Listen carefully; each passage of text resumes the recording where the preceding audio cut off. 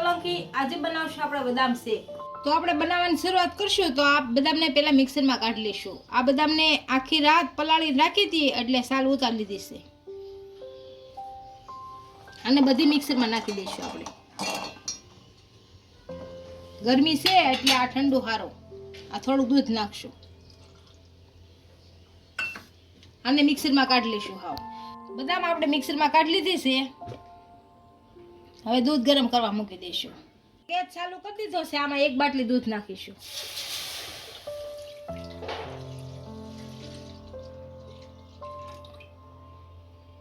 આને ગરમ થવા દઈશું। આપણું દૂધ ઉકળી ગયું છે। આ થોડું કેસર નાખીશું।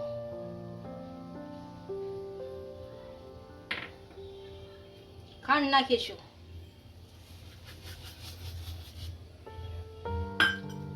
આને ઉકળવા દઈશું।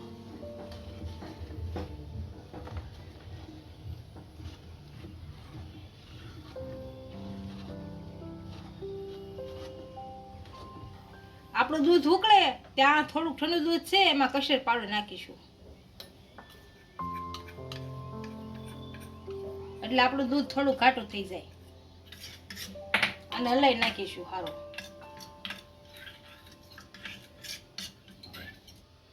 આને આપણે હવે દૂધમાં નાખી દઈશું। દૂધ ઉકળવા દઈશું। આપણી ખાંડ આમાં ઓગળી ગઈ છે। આ મિક્સરમાં કાઢેલી બદામ નાખી દઈશું।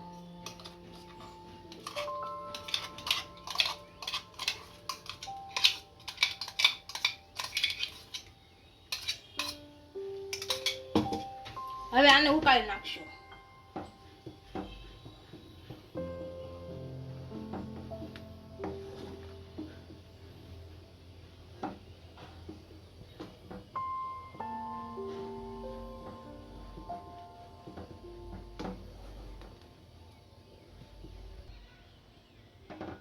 હવે આને ગેસ બંધ કરી અને નીચે ઉતારી લેશું। થોડુંક આ ઠંડુ થવા દઈશું। ઠંડુ થઈ જાય પછી આને ફ્રીજમાં મૂકી દઈશું।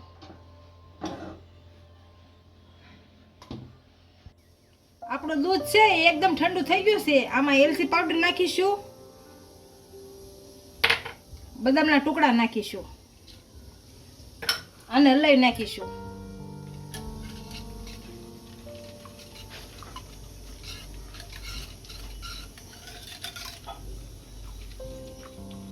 આપણો બદામ શેક તૈયાર થઈ ગયો છે। એને સર્વ કરી લઈશું।